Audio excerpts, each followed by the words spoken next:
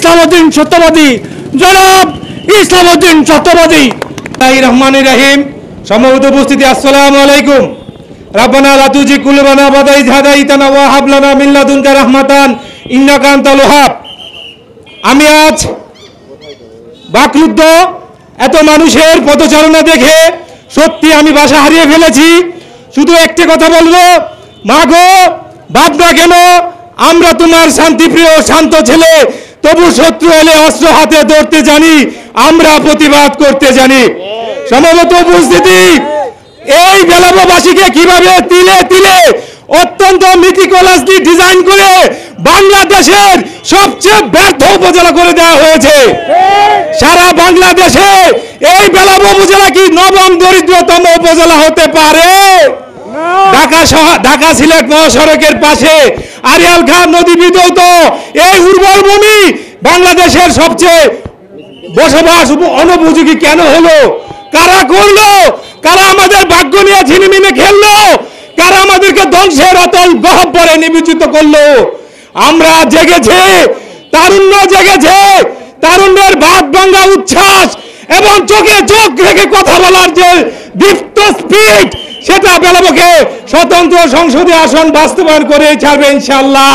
দেখি অশ্লীল অসভ্য বাজে ভাষায় গালিগালাজ করে বাংলাদেশের কোন উপজেলার মানুষকে এমন গালিগালাজ করে ওই গঙ্গাজলি ব্রিজের এই পাশে কি আসতে পারত? এটা আমাদের ব্যর্থতা, আমাদের মাকে অপমান করেছে।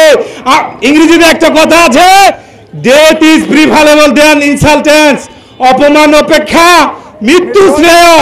আমাদেরকে কি পরিমাণ সবকিছু নিয়ে গেলা, সবকিছু দিয়া রে বন্ধু মন পাইলাম না তোর, তালাক তোদের, তালাক তোদের, তালাক তোদের, তালাক বলেছি। যে কোনো সময় মারা যেতে পারি, শরীরের যে দেহগড়িটা আগের মতো নাই। আমি শুধু এটাই বলতে চাই, জিম্মেদারি নিয়ে যেতে চাই আপনাদেরকে। আপনারা দীপ্ত শপথ নেন। স্পষ্ট করে বলেছি, যতদিন ধরাধামে থাকি, যতক্ষণ বেঁচে আছি, ওই মনোনীত তথাকথিত নেতাদের পিছনে কোনোদিন আমাকে পাবেন না, কোনোদিন আমাকে পাবেন না। যারা রাস্তাঘাট, ব্রিজ, কালভার্ট, টিয়ার, কাবিকা, মসজিদ, মন্দির, কবরস্থানের জায়গা খাওয়ার জন্য এখনো তাদের দাবিদারি করতেছেন, নোংরামি করতেছেন।